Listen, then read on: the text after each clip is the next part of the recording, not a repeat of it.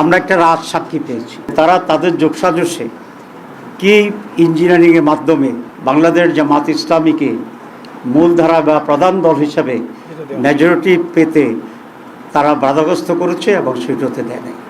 সাবেক উপদেষ্টা রেজওয়ানা হাসানের বক্তব্য, জুলাই সনদ নিয়ে সরকারি দল তথা বিএনপির যে স্ট্যান্ড, এসব নিয়ে যে সংকট, সামনে সংসদ অধিবেশন, এই সব ইস্যুতে বাংলাদেশ জামাত ইসলামীর পক্ষ থেকে আজকে এই প্রেস ব্রিফিংয়ের আয়োজন করা হয়েছে।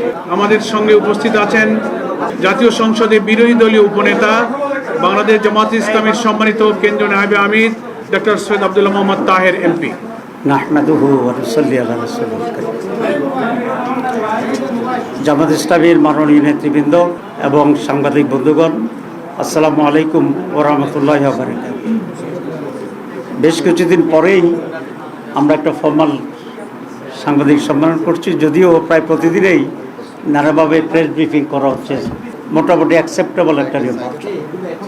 কিন্তু সময় যেতে যেতেই সেদিন সন্ধ্যা থেকে খবর আসছিল যে নানা জায়গায় কেন্দ্র দখল হয়েছে, জাল ভোট দেওয়া হয়েছে, আমাদের এজেন্টদেরকে জোর করে বের করে দেওয়া হয়েছে, অনেক জায়গায় এজেন্টদেরকে শুরু থেকে ঢুকতে দেওয়া হয়নি, এবং প্রিসাইডিং অফিসার এবং তাদের এজেন্টের যোগসাজশে ব্যালট কাটা হয়েছে।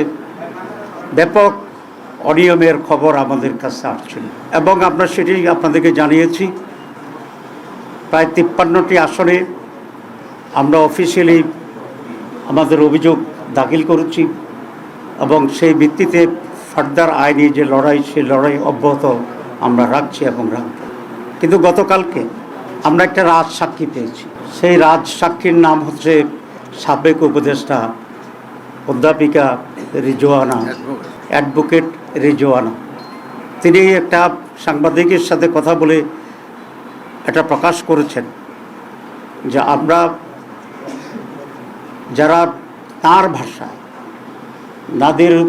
নারীদের উপযুক্ত অধিকারকে নিশ্চিত করতে পারে নাই, তারা বিরোধী দলে থাকলেও আমরা কিন্তু তাদেরকে মূলধারা বা প্রধান শক্তি হিসাবে আমরা আসতে দিই নাই।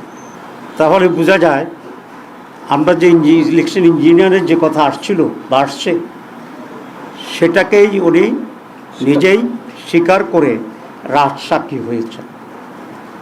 তো আমরা এখন এটাকে জানতে চাই ওনার কাছে বা তৎকালীন তত্ত্বাবধায়ক সরকারের কাছে এবং আজকের সরকারের কাছে, যে তারা তাদের যোগসাজশে কি ইঞ্জিনিয়ারিংয়ের মাধ্যমে বাংলাদেশ জামাত ইসলামীকে মূলধারা বা প্রধান দল হিসাবে মেজরিটি পেতে তারা বাধাগ্রস্ত করেছে এবং সেটাতে দেয় নাই।